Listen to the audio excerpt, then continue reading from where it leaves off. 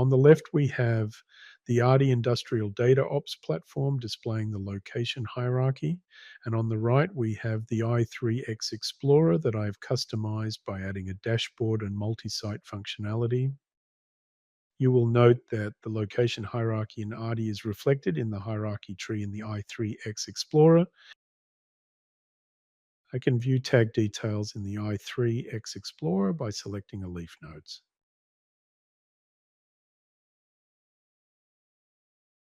While we can view tags in the ARDI server by first selecting the asset and choosing dashboard,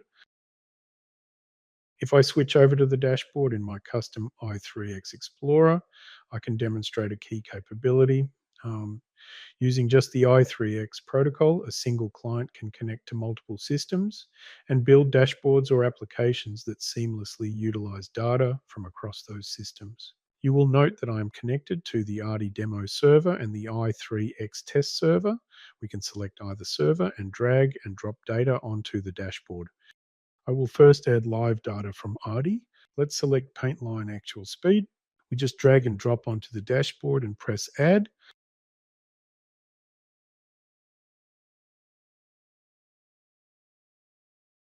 I will now add history for the same tag by dragging it again onto the dashboard, but this time selecting history and add.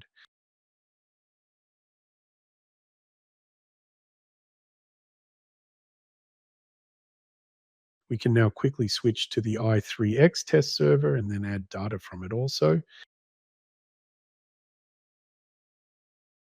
Let's select the temp sensor.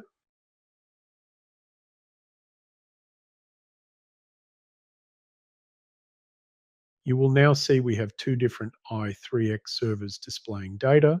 You can see which server is providing the data via the colored circle in the top left, orange for the ARDI server and green for the i3X test server.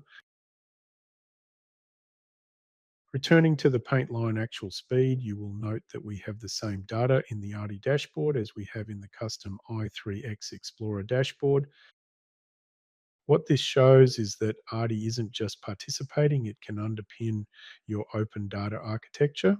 With ARDI providing context, you move from simply connecting systems to creating a scalable, usable data ecosystem that delivers real operational outcomes. For example, identifying the root cause of downtime, improving throughput, reducing energy usage, and enabling faster, more confident decision making.